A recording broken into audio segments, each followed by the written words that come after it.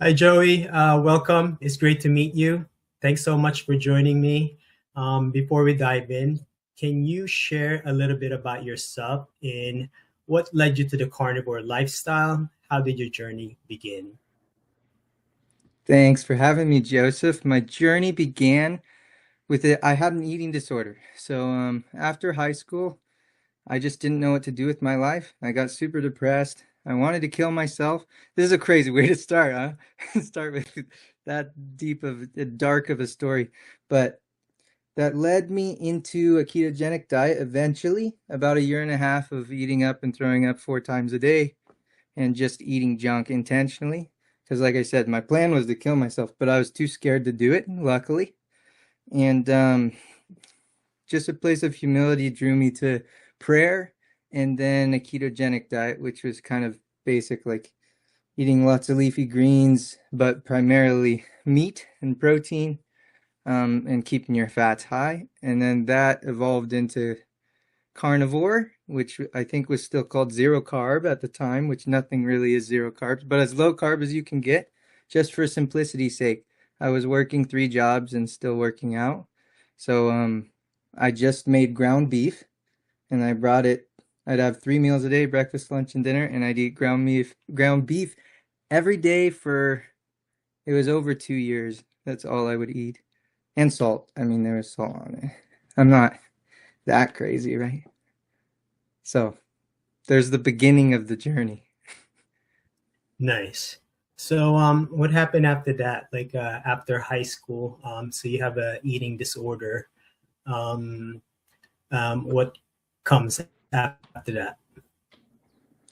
Okay, so if we go back to when I had the eating disorder, what came directly after in the ketogenic diet was I started feeling a lot better.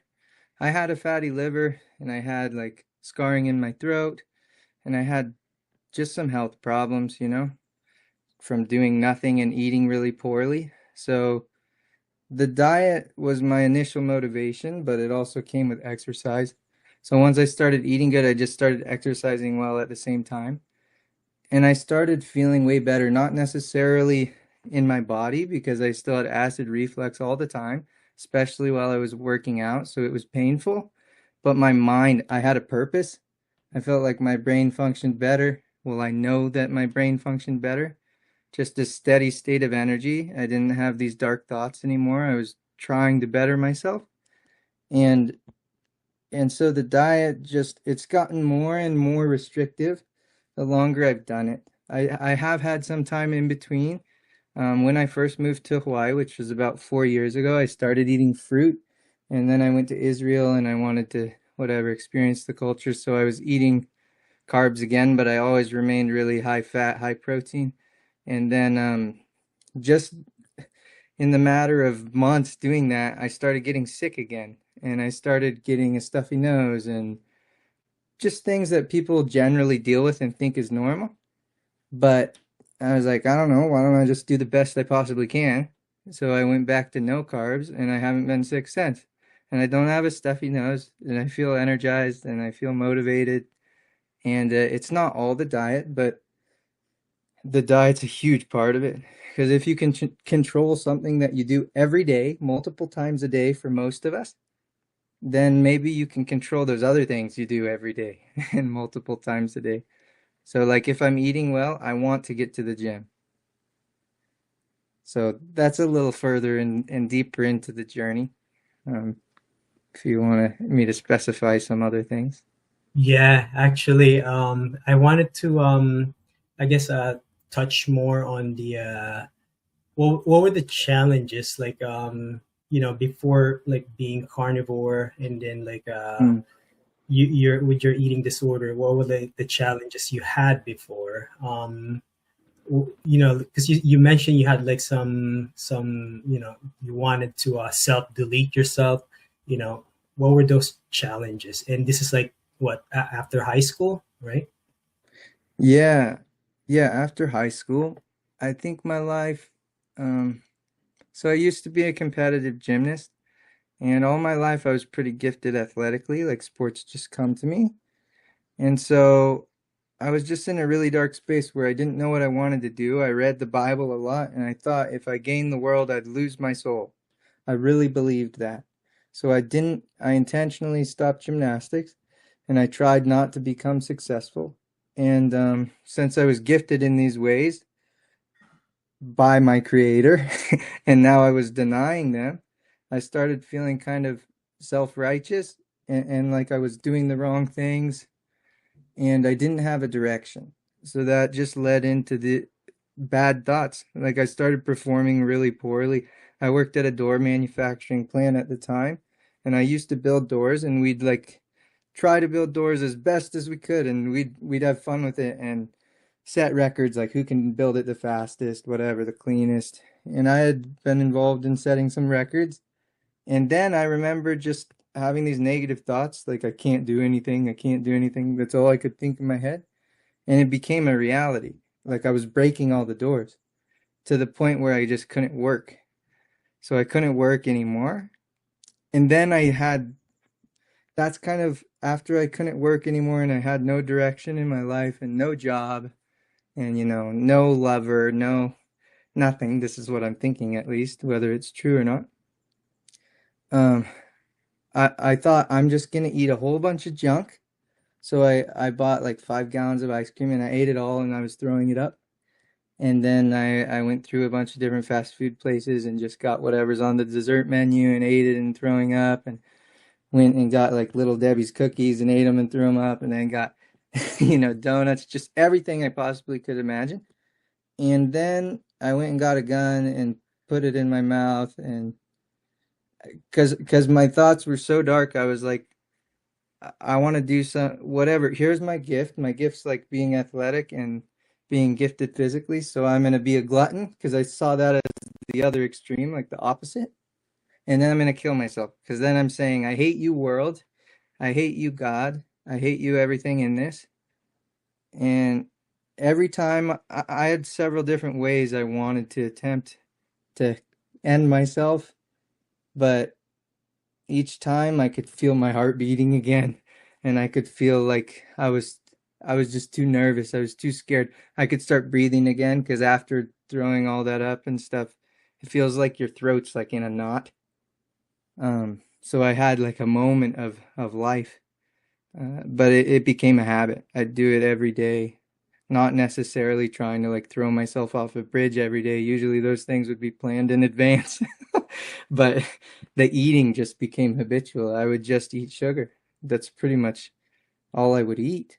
I mean, I intentionally wasn't eating well at first, and then it became a habit. And breaking out of it was limiting the sugar. It was getting rid of those things that I knew I was doing that were wrong. And it didn't start super extreme. Like I hadn't listened to any podcasts about like you should only eat meat, but I knew that I wasn't eating right. So I tried to do the exact opposite of whatever I was doing because I was in a mindset of death and I was like, I want to live. I want the opposite. I want fully life. And that came with the exercise and finding my purpose. Now I'm doing personal training and I just feel so blessed because I mean, I'm doing what I love and I'm trying to do what I love and it's not easy and I'm just starting this process really, but I haven't had a bad day since I started eating well, but it's because my mind switched. It wasn't just the food. Like now I don't think about killing myself. Now I think about my priority is personal development, you know. And once you start doing things you can be proud of, I mean, who cares if you have money? So there's a little more in depth. Hopefully I kind of answered your question. That's awesome. Yeah. No, because I know you mentioned earlier that you started with the ketogenic diet before you went actual carnivore. So, Hmm. like, how did you like eventually? Did you just like did you listen to like any carnivore, or did you just like listen to your body about hey, maybe how did you switch from the diet? Was it something that you knew you wanted to switch, or just like doing right up of a different intention. Yeah. It was something that I learned through eating the way I was because I knew the ketogenic diet, the goal is to be as low carb as I could. And I was counting my macros, and then I was making these complex dishes, right? And like sauteing things and and I was like working a lot, like I said at the time. Um, and I just thought, how can I simplify this? But the main priority was to lower my carbohydrate intake as low as I possibly could. So yeah, at the time I hadn't listened to anyone talk about it, but it was just a natural progression of let's get my carbs as low as I can. Let's eliminate these unnecessary things because you know that the plants have carbs even though they call it zero net carbs just because of the fiber. They're like, this is just going to pass through you, but that doesn't mean it doesn't have carbs in it. So, and then just getting rid of those things and then feeling even better. I see. Because I feel like for me, it kind of stands out like your intention behind your carnivore journey. So like if you didn't have like a path to it, but you're just listening to your body because you had the eating disorder, and then you have this dark thoughts, and then you're just like switching, like have to make this change, for myself, because I want to get better. I think, that to me like stands out the most. But you started out like really not knowing what's right, or but you just like simply, you wanted to change internally. So I thought that was really impressive. Yeah. Hmm. So you didn't just change how you eat, like because you wanted to heal. What were the other health problems that you had, or like inflammation? Basically, I went over a couple. I didn't have like big skin issues. I'd get pimples like normal, I guess. Like, I don't anymore. I used to get like dandruff and stuff. I don't get that anymore. So the skin thing's a big thing. I mean, it's the largest system in your body, so it's pretty telling of other things. It's not just a superficial thing just because you can see it on the outside. When I was on Maui and eating some carbs, I would also get something they call howley rot, which is Tinea versicolor. It's like it's basically yeast. It's kind of like ringworm, I suppose. It's a fungus. So I don't get that anymore because you're not feeding it. Inflammation, definitely a change, like, and just being able to work out and not how I split my workouts out right now is I do workouts up, is I do legs, and then I do a push day, which is chest, shoulders, triceps, and then I do legs again, and then I do a pull day. So I'm kind of, for most people, it's like you need more days in between to recover your legs, but I feel good usually the next day. And I think a lot has to do with what I'm eating because I have done some tests. Like I've done 500 squats with like a little over my body weight on the bar, and I did that with no carbs, and I got somewhat sore. You still get sore when you eat carnivore, especially if a movement's foreign or you just do crazy high repetition. But when I ate pizza and did it, I was literally sore for like 2 or 3 weeks. So the difference is like surreal. Also, my mother got into this diet, and she could speak way more on having the problem with inflammation because she has rheumatoid arthritis. She's had it since her late 20s. She was diagnosed, and she, just watching me, and then she listened to some people like she likes Jordan Peterson and his daughter, of course, Michaela, and then getting into everybody else, Anthony Chafee and Ken Berry, and there's so many good people to speak about the carnivore diet, which is awesome. Um, she just kind of wandered into this. Like she saw what happened to me in my life, and that I just was scared for my life because the choice really was for me either die or change my life. There was no in between. I'm going to die if I live this way because I mean my health was that bad and that was my goal. So I was hitting my goal, or I need to change how I'm acting. So I decided to change how I was acting. And my mom saw what I did and she was curious. And now she's off all her medication for rheumatoid arthritis. She can sleep on her side again. She couldn't ever sleep. Like everything, you got to understand for her, sitting down's painful. Just being alive. Like your joints are screaming. So for her, it's just completely life altering. And it was for me too. But on the inflammation side, I come from a much more mellow state, I guess. I had the normal little tweaks and pains, but I wasn't in a state of constant like pain. Thank God. That's awesome. I mean, I'm really glad you both find like an actual relief, pain relief. Yeah. Yeah. Um, reg regarding the when you switch, like I guess what I really want to ask, like, how did you notice the changes when you switched to the diet, right? Like behavior changes. Like, was it something gradual, or your mood changing? Like, maybe like 2 weeks, or was it even slower? Mine was really fast. I went from a place of, like I said, I was in an eating disorder where I pretty much only ate junk food, like really, and was throwing up every day. So as soon as it wasn't just the food, it was that I knew I was intentionally trying to eat well. So just having that thought, like I'm doing something good for myself, it changed my mood instantly. And then that changed all my actions. I mean, if your mood changes and you start feeling happy, but then you don't change your action, then you feel even worse because you're like, I had motivation and I did nothing.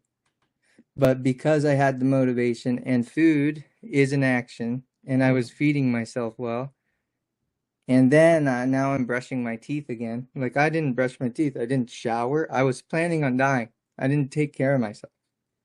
So just all of those little things to other people, because that's just normal, basic human hygiene, was like a huge step for me. And then like working out, and it's like, okay, now you're running marathon, and like now you're working 3 jobs and working out every day, twice a day. Like now you're a crazy person. So my change was really quick. It was gradual in some senses because I wasn't in a place that I could work yet right away after the eating disorder. I spent probably 2 months just working out and just eating well. And then I got a job. And then I got another job maybe like a month after that. And then in 3 months I had 3 jobs. So the mood switches immediately. The behaviors take some practice. But with the mood there and the mindset that I'm doing things intentionally and good for myself, they all change relatively quickly. I mean, it took me longer to get in a place of almost dying than to get in a place of proud of myself. That's really awesome. Yeah, I'm really impressed by how you just like I guess like a big mind shift. That's just really impressive.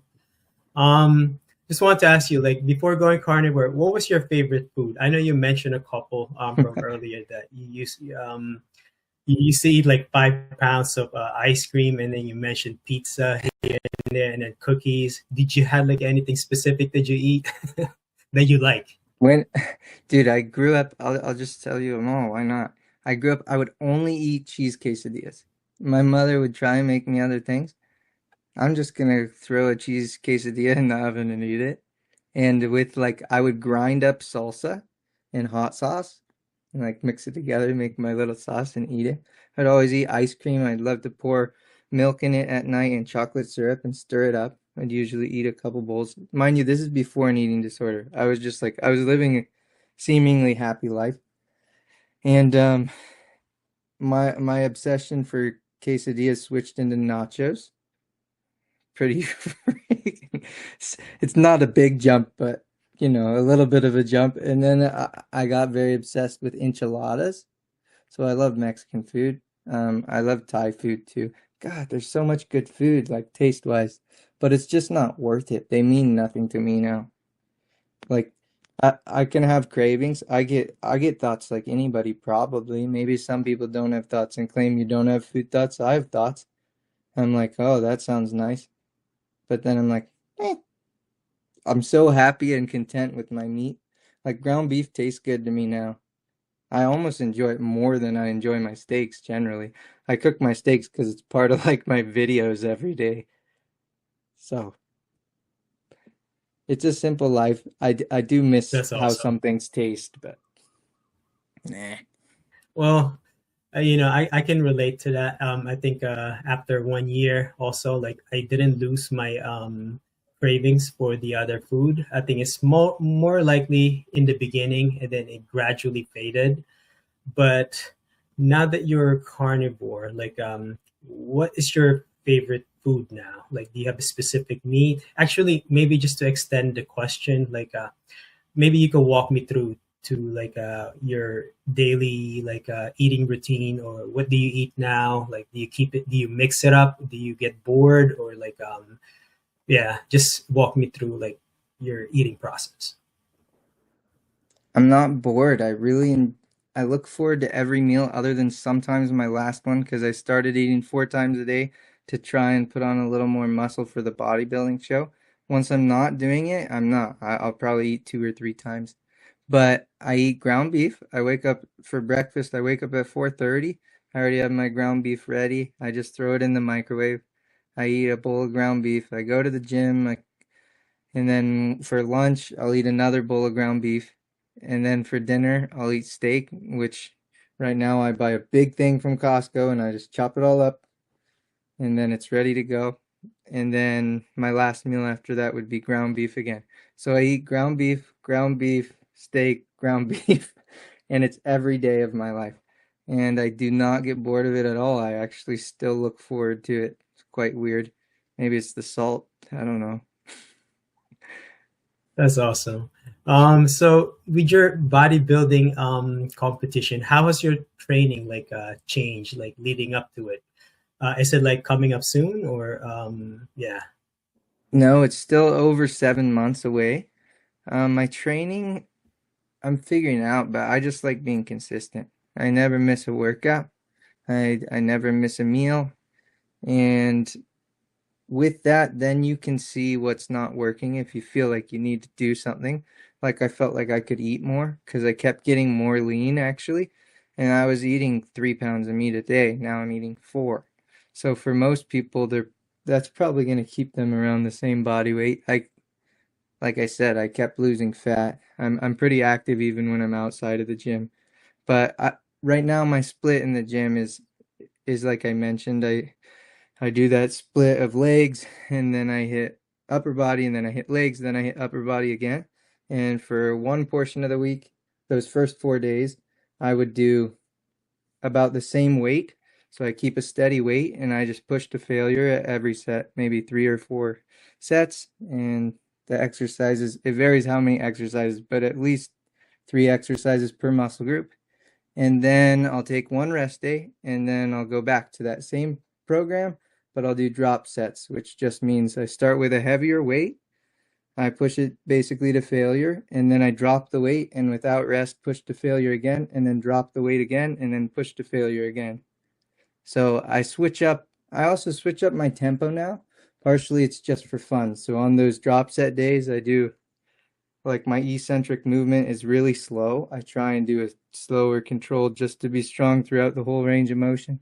And then on my days with the steady weight, keeping the same weight on the bar without the drop sets is what I'm meaning. I just try and be a little more explosive. I still keep it, for most people, it's somewhat slow because you see some people just kind of lift like this. That's not my style, my tempo. It's more like, yeah. And then, so my training's just about as dialed in as my diet, I suppose. That's very nice. Um, so I know you mentioned that you kept getting leaner. Were you was there like any specific adjustment? I think you mentioned like you're eating 3 pounds of meat to now 4 pounds. Like, is there any like particular challenges you're facing right now while prepping for the competition? Not really, not in the diet point of view. Um, I mean, first place for me is health, and second place isn't even aesthetics, you know. Maybe second place is something more like how do I feel about myself? And then like way down the list is how I look. So even though it's bodybuilding, it's just a thing to discipline myself with, and I know it's maybe good for my brand and for my what I'm trying to build in my life. The experience is going to be awesome. I don't want to become vain about it. Like if my goal was to be as big as I possibly could, I would eat carbohydrates. I would take steroids. I would take growth hormone. You know, I'd do things that I don't want to do myself. And it's funny. I feel like I got on a tangent and I don't even remember your question. But here, remind me real quick, real quick. Tap in, tap in. No, it was the if you're like any particular challenges because like you Oh, mentioned you had that's your body just kept getting lean. So like right, is right. there any is that the particular challenge or was it something else? Yeah. Yeah, what's challenging about the bodybuilding? Oh yeah, I was explaining that it's not really the food for me because that's set. Like I'm okay with that. Eating more, a little bit challenging, not too much. I'm not pushing it super hard. Like I could eat even more, but I eat enough. I mean, I buy the 10-pound thing from Costco of ground beef, and I'm done with it in 3 days. So I'm like, okay, I don't really want to spend more than that. I don't really want to eat more than that either. So that's a little challenge, I guess, is the budget too when you're eating more. But it's rewarding in that I do see that my weight is going back up a bit. And in the gym is not a challenge for me. I really feel blessed to be there. Like the gym's kind of a therapy session. And posing is going to be a challenge because I find it funny. I kind of find the whole sport funny, but just learning to be able to pose properly and look at yourself like I'm a strong man or something, or like look at me. That'll be a little bit of a challenge, but if I can look at it as like an art form and something like motivating for other people and maybe a symbol of health or that'll be that's the biggest thing. Just posing practice. I need to learn how to pose. Very nice. I'm just curious because I was actually going to enter a men's physique as well, like earlier this year. So, but I feel like I'm lacking on motivation because, Mm, I had a coach that I hired. He told me that it's going to take some time, but, I'm really, this is also my first time, but I'm really more of a cardio type exercise. I play tennis, I run mm, marathons, CrossFit. mm. But yeah, he says it was going to take longer. So, but I'm just like, I don't see myself doing it for another 6 months to a year. So I said, all right, we'll Yeah, wait, maybe another 6 months to a year and then we'll go back. How do you keep yourself motivated, for long preps? awesome. Yeah, it's just enjoying. I mean, I'm lucky that I enjoy that type of workout, right? If you like tennis and marathon running is very different than just training for like just training to get your muscles to look bigger. It's a very different thing. I think it can be, you can make it fun, regardless of who you are lifting weights, whether that means having to go with a buddy but like, since this is such a place of I'm there regardless. Like I'm there for my health and for my mind, and I've been lifting weights for a while, and I already enjoy that process, like I was saying. So I don't feel like I need that much motivation. Like it's how I start my day. I get up, I do my eating, I make a little reel, talking, saying some nonsense people probably don't need to hear from me, and then giving it to the world, and then I go and I work out. And it's like, okay, this is my space just to let it all go. So I feel blessed there. I don't feel like I need the motivation. I feel like it's it's honestly such a privilege to be able to go and lift weights, and it is kind of funny. I mean, if you think of it, like we're kind of like probably people would pay slaves for that back in the day. Like you're just lifting heavy objects all day. Like you're a slave, but now no, here's $100 a month. Let me pick up objects for you off the ground. So I get it. When you're starting, it's hard. But once you have a pattern going of anything in your life, it's not the motivation that keeps you doing it. It's the benefit you see in your life. Like I see those benefits, so I just keep plugging away. It's harder for me to read. I'm getting in a pattern of reading. So some people might have an easier time enjoying that, but I just gotta sit down and I read and I get through about 4 lines and then my brain can't compute anymore and I'm falling asleep. So maybe some people feel that way with lifting weights. Maybe, yeah. um, Looking back at the start of your carnivore, the journey, were there any mistakes you made, or like how did you learn from them? Did you ever had like a moment of doubt that maybe carnivore is not working, but I'm just gonna keep on going because I'm feeling better, you know? No, I've never made any mistakes. No, I'm kidding. Um, I've done such stupid stuff just trying to convince myself things are okay. Eating keto ice cream, eating whatever. If it doesn't have carbs, I'm okay. Like, oh, so now I can drink sodas that say they have nothing in it. Like just this synthetic blend of who knows what the hell. So I've I've done that. And that's not good. You don't feel good from it. Your digestive tract's not going to be very happy, probably. Even if you can handle it, it's like God forbid if you can handle something that's bad for you, because then you might not stop. It's like an alcoholic that can hold their liquor. It's like it's still killing you. Maybe it'd be better if you couldn't handle it, because then you have to change. So I've done some things even that maybe I could handle, but then like I said, the more strict I get, the better I feel. So it's just kind of getting rid of all the fluff. And then if you want to add things in, that's great.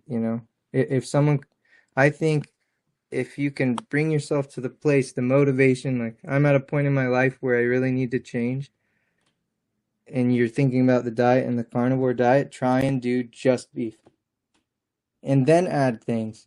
You can add an egg and see how you feel and add it for long enough to test it. You can't, your body tends to react to things you're not used to. Let's say even if you start just eating meat for the first time, your digestion's probably going to be thrown way off and you're going to feel kind of weird. But then you do it for like 2 weeks or something and you're like, I feel better than I ever have. And that might be the same for something else you try to add to your diet. So I've done things wrong, but I'm also not someone who preaches like there's only one way to eat. I think a lot of people in the carnivore space believe it's the proper human diet but I think our bodies are miraculous and they metabolize different foods very well. So if somebody's healthy, and there's people who've lived a long time and healthy lives eating all different ways. So I think it's such a short sight and kind of a manipulation to try and say there's only one right way, because it doesn't seem true. True. But yes, I've done things wrong. When you're eating something that you know is like, this is probably processed in a lab, I don't know what's in it. It's like, why are you doing something you don't know anything about? That's not a very good way to live life at all. So I've done that. Don't drink diet sodas. They aren't going to help you. That's awesome. Yeah, I like that advice. Have you ever done like something, I guess, unconventional through the carnivore framework? Like, I know like some people say, how about like eating meat raw? Have you done something like that? Or maybe Mhm. sashimi, or maybe eating beef raw? Yeah. Yeah, I don't think there's a problem with it. I think that's great if that's what you want to do. I think it's one of these areas in life, as every other area is you do things one way and everyone will Yeah, well, not everyone, but there'll be people on the outskirts telling you that you need to change it. Like you're just eating meat, now you need to eat it raw. Oh, you're just eating raw meat, now you need to drink raw blood. It's like, come on, man. It's like, no, I don't do things super unconventional. I've had raw meat. I tried it not too long ago, and I was surprised. I didn't eat much of it. I was just cutting up my steaks like normal. I like to cook my steaks. It's also nice aesthetic for the video, you know? I'd have to change to like just eating. How many people want to watch you eat raw meat? Like probably a few less than people who are used to cooked food. I don't think just because you cook food, you kill all the nutrients. Yeah, you get rid of some things, but things that are cooked, it also unlocks other things. Like oftentimes the protein's easier to absorb. So things aren't that simple, you know? But I tried the raw meat and I thought it would be gross, kind of, but I was like pleasantly surprised. It was actually pretty good. So maybe it's in my future to eat raw meat or to get into some other crazy thing. I don't know what they do, like dry fasting or stuff like that. I think that's totally good for people. I think we have been misled about a lot of things the body's capable of, and I think there's genuine people who are trying to look out for your health and wellness, and there's also people who their motivation is money and power. But regardless, whatever. I'm gonna try and do what's healthy and find what it is for myself, and I'm not gonna try and assume other people's intentions. That's awesome. Yeah, I feel the same way. I think pretty much even in the carnivore community, everybody has their own way of like eating in with carnivore diet. So I know some people don't eat raw. I know some people had benefits eating raw, and then some people Hmm, just maybe don't like it. Yeah, but like you said, right. everybody is has a different approach. Yeah. Um, what is the hardest thing about being carnivore? I know, just an example, like for me, is like the social gatherings, right? People, relatives, friends, be just gonna want to step back away from you, or some travel and then cravings in the beginning. What about for you? Yeah, anything that you instill so much discipline in your life, you lose things. You gain a lot, but everything takes some kind of sacrifice. So a part of that sometimes is losing people, you know. Like the direction of my life changed a bit when I switched to meat. I mean, it changed a lot. I don't know, like ex-girlfriend now, you know. Um, maybe your family members don't even support you. So the community thing's huge. We're social animals, you know. We're social. We want people, we need people. We That's why we're alive, is for people. So it's hard, you know? Like on my path, I have three siblings and none of them follow me or support what I'm doing. I don't ask them for that and I don't even want that because I don't want anything that's disingenuine, right? But like maybe their motivation is just because they're my brother. Or like while I have my girlfriend, maybe she put this facade on that she cares about my posts, right? And what I'm doing. But then once all that's uncovered, it's like, okay, the people who actually enjoy you or who relate to what you're doing, that feels good and that's worth it. Like then you have something that is worth all those things you lost. Because forsaking all these things, all these people, just to be true to your convictions, oh my gosh, the truth sets you free. Like, yeah, I can't go out and drink a milkshake with buddies anymore or something, but for Thanksgiving, I still went out and I talked to people and I ate before I was there and I had fun. And if they're self-conscious of their food because I'm not eating it, I'm sorry, but maybe that'll help them. Who knows, right? If they are eating something they're uncomfortable with. So there are things that are difficult, but I just see the benefit of all those things at the very end of the day. Like difficulty doesn't mean it's bad.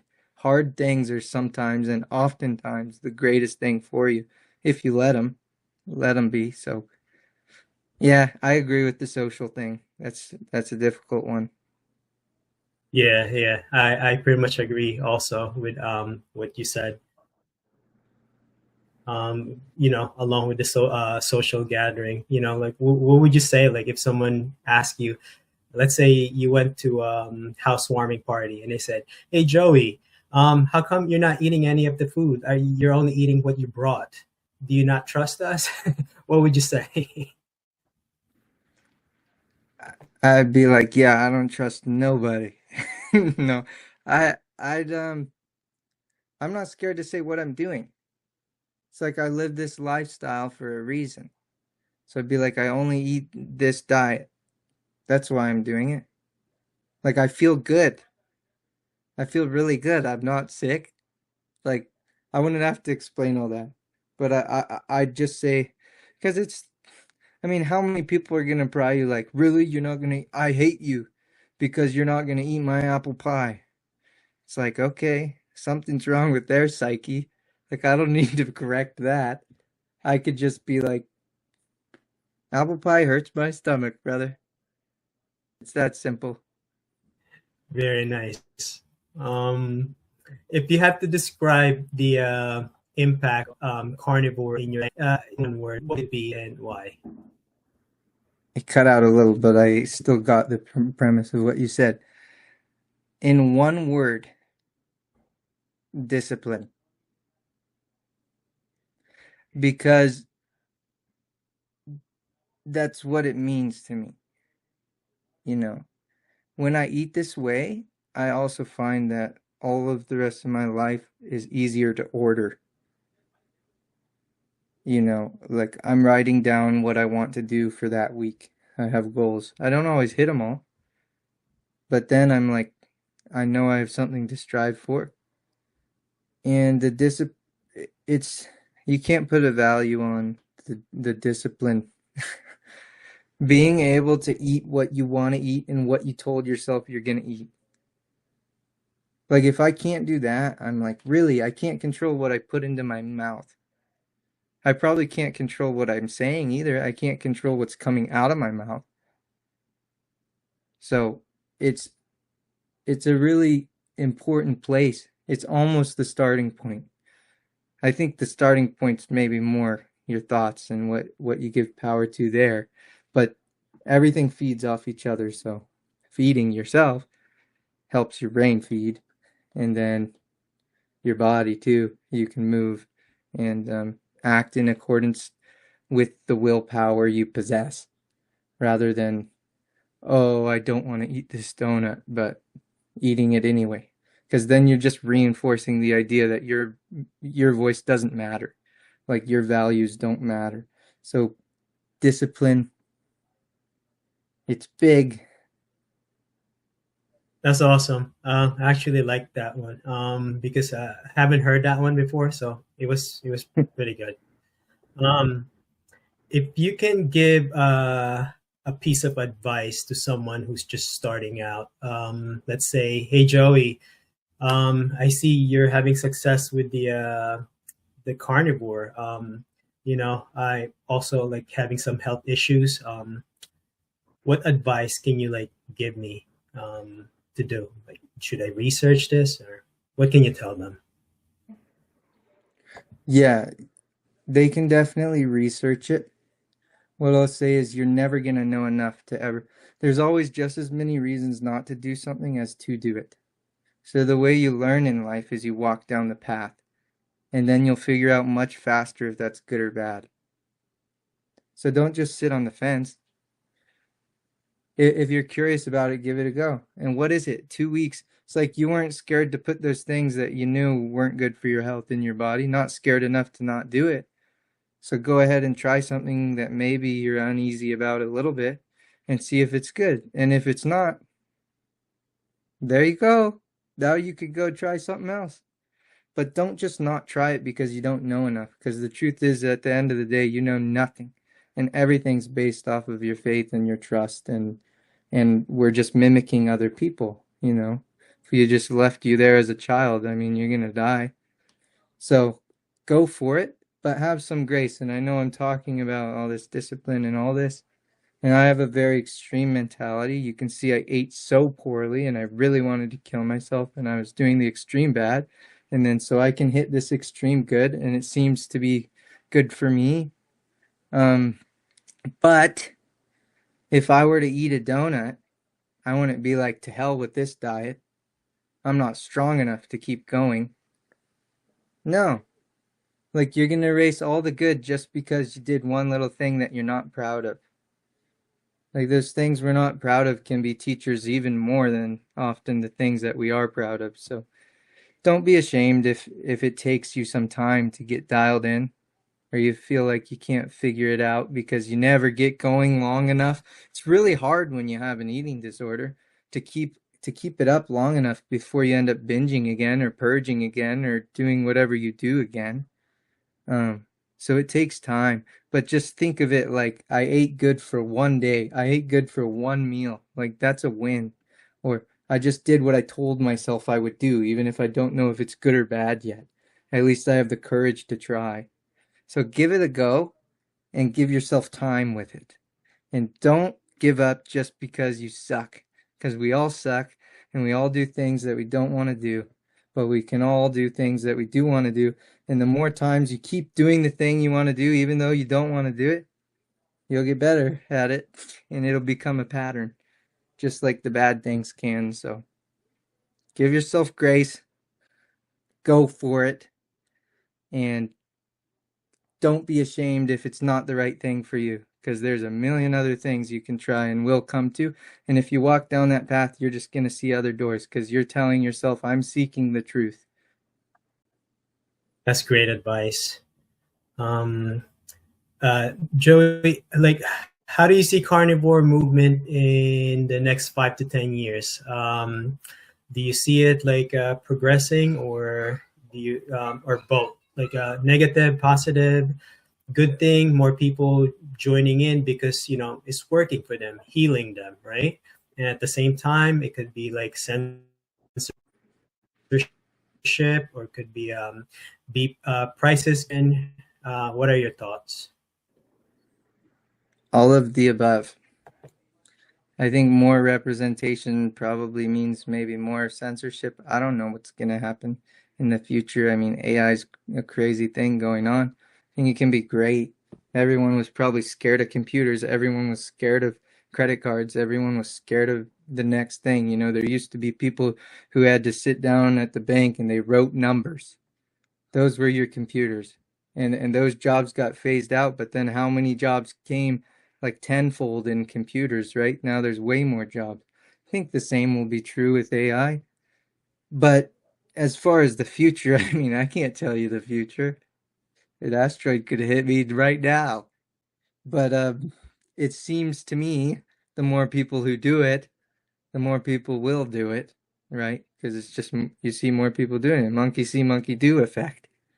And that's why we all eat the way we do now, or grew up learning what we did now. It became popular. So I think it will continue becoming more popular and more crazy to some people, right? That's okay. Awesome. Yeah, I feel the same way. I feel like it's gonna be both.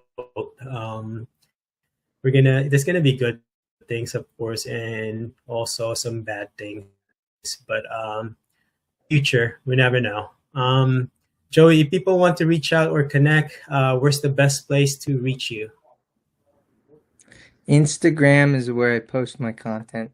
So Instagram, Joey Form, I have my name right there. That's not my real name. My real name's Joey Ruth, but that's the best way to contact me. I'd say you DM me on there, I'd DM back. If you want my email or anything, I'd give it to you there. I even have people I've met that I gave them my WhatsApp and I just help them through whatever, try to help them through what they're going through. One girl who's an athlete and she plays soccer professionally and trying the carnivore thing. So more power to her. That's awesome. Joey, thanks again for joining me. I really enjoyed hearing your story, and I appreciate learning about your journey. Thank you. Thank you, Joseph. This was fun. I appreciated it.